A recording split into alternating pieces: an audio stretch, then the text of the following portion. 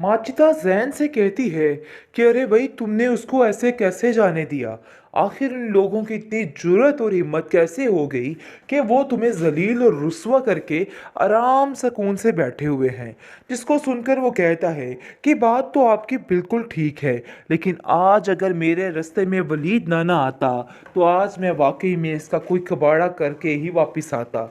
लेकिन यकीन मानिए, मेरे दिल में ये बात बिल्कुल बुरे तरीके से बैठ चुकी है। अब मैं इसको ऐसे नहीं छोड़ने वाला। ये जो समझ रही है ना कि ये सब कुछ करके हर चीज़ को हासिल कर लेगी, सो ऐसा कुछ भी नहीं होने वाला। अब मिनाहिल की तबाही और बर्बादी मेरे हाथों ही उसका मुकद्दर है। आप देख लेना कि उसका मैं क्या हश्र करता। जिसको सुनकर साफ साफ कह देती है माजदा के बेटा बिल्कुल ठीक कर रहे हो मिनाहिल के साथ। अरे भाई समझ नहीं आ रही कि इतना कुछ उसके साथ करने के बावजूद भी इन लोगों का दिल नहीं भरा, और इन लोगों को ऐसे लगता है कि जैसे सारे मामलात बड़े बेहतरीन अंदाज में चल रहे हैं। हालांकि ये लोग जो कुछ करना चाहते थे वही किया, लेकिन इसके बावजूद ये लोगों को बिल्कुल असर नहीं है कि क्या बर्बादी कर दी इन्होंने। लेकिन जी आप देखेंगे कि वलीद कहता है कि मुझे ऐसा लगता है कि अब तुम्हें बाहर नहीं जाना चाहिए, क्योंकि वो लोग किसी हद तक भी जा सकते हैं। तो इसलिए अब वो रास्ता बिल्कुल छोड़ दो। तो यहाँ पे जाना तुम्हारे लिए बिल्कुल भी दुरुस्त नहीं है। मिनाहिल कहती है कि बात तो आप लोगों की बिल्कुल ठीक है। आप लोग मुझे समझाते रह गए, लेकिन मैंने आप लोगों की एक नहीं सुनी और अपनी मर्जी पे मर्जी करती चली गई। लेकिन अब मुझे इन सब चीज़ों का अंदाज़ा हो गया है कि मैंने बहुत बड़ी गलती कर दी है। मुझे इन लोगों पे यकीन करना ही नहीं चाहिए था। वो लोग बहुत धोखेबाज लोग हैं, ना एक बराबर है। आप देखेंगे कि किस तरीके से वलीद परेशान हो जाता है और आकर अपनी माँ से इस बात का जिक्र करता है और कहता है कि मुझे तो समझ नहीं आ रही कि आखिर ये मामला क्या बन गया। और जैन इस हद तक गुजर गया कि वो कुछ भी कर देगा। लेकिन जी आप देखेंगे कि वो अपनी माँ से आकर कहता है कि मुझे मेरा निकाहनामा चाहिए। अब मैं बताऊंगा इन लोगों को कि आखिर क्या करना है और क्या नहीं करना, और इन लोगों को देखना किस तरीके से मैं ठीक करता। जिसको सुनकर उसकी माँ कहती है कि बेटा देखो, कोई फजूल हरकत ना करना। आगे हनान का हाल देखो क्या हुआ है।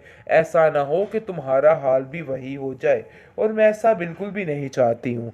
जिस पर वो अपनी माँ को तसल्ली देता है और कहता है कि आपको फिक्र करने की कोई भी ज़रूरत नहीं है, सब कुछ ठीक हो जाएगा, देख लीजिएगा।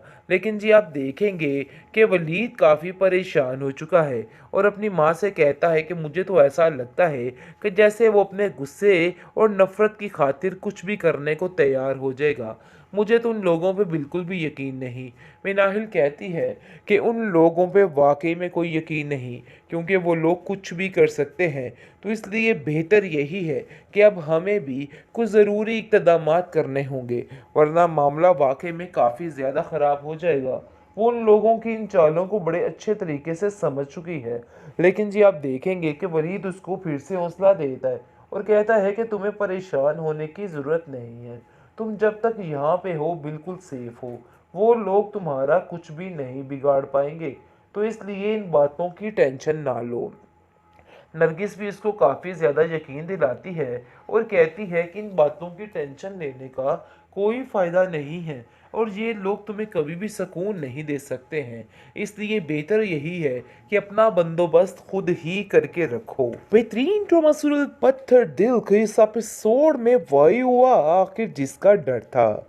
नरगिस को यही डर था कि ऐसा ना हो कि जैन इस मिनाहिल को मिल जाए और मिनाहिल की दो हाथ कर दे।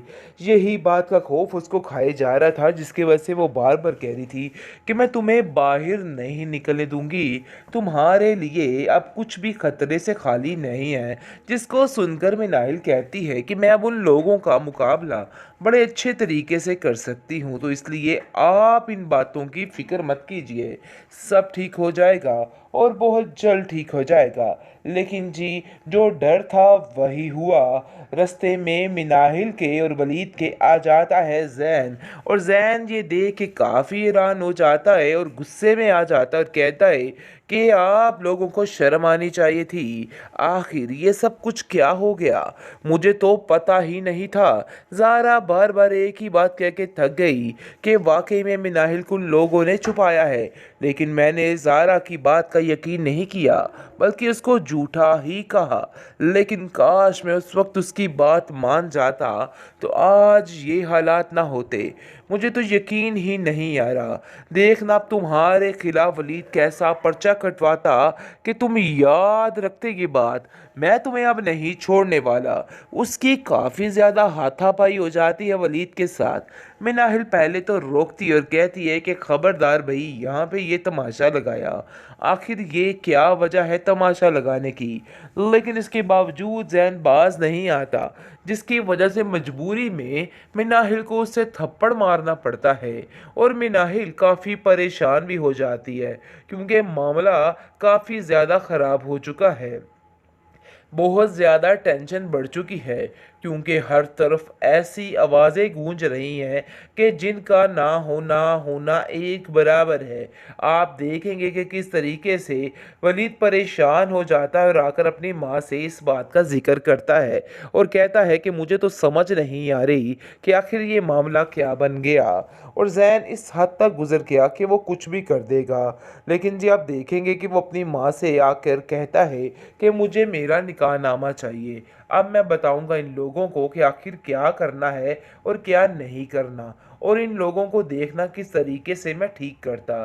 जिसको सुनकर उसकी माँ कहती है कि बेटा देखो, कोई फजूल हरकत ना करना, आगे हनान का हाल देखो क्या हुआ है। ऐसा ना हो कि तुम्हारा हाल भी वही हो जाए, और मैं ऐसा बिल्कुल भी नहीं चाहती हूँ। जिस पर वो अपनी माँ को तसल्ली देता है और कहता है कि आपको फिक्र करने की कोई भी ज़रूरत नहीं है, सब कुछ ठीक हो जाएगा, देख लीजिएगा। लेकिन जी, आप देखेंगे कि वलीद काफ़ी परेशान हो चुका है और अपनी माँ से कहता है कि मुझे तो ऐसा लगता है कि जैसे वो अपने गुस्से और नफ़रत की खातिर कुछ भी करने को तैयार हो जाएगा। मुझे तो उन लोगों पे बिल्कुल भी यकीन नहीं। मिनाहिल कहती है कि उन लोगों पे वाकई में कोई यकीन नहीं, क्योंकि वो लोग कुछ भी कर सकते हैं। तो इसलिए बेहतर यही है कि अब हमें भी कुछ ज़रूरी इक़दामात करने होंगे, वरना मामला वाकई में काफ़ी ज़्यादा ख़राब हो जाएगा। वो उन लोगों की इन चालों को बड़े अच्छे तरीके से समझ चुकी है।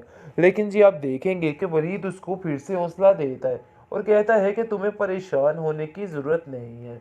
तुम जब तक यहाँ पे हो बिल्कुल सेफ हो। वो लोग तुम्हारा कुछ भी नहीं बिगाड़ पाएंगे, तो इसलिए इन बातों की टेंशन ना लो। नरगिस भी इसको काफ़ी ज़्यादा यकीन दिलाती है और कहती है कि इन बातों की टेंशन लेने का कोई फ़ायदा नहीं है, और ये लोग तुम्हें कभी भी सुकून नहीं दे सकते हैं। इसलिए बेहतर यही है कि अपना बंदोबस्त खुद ही करके रखो।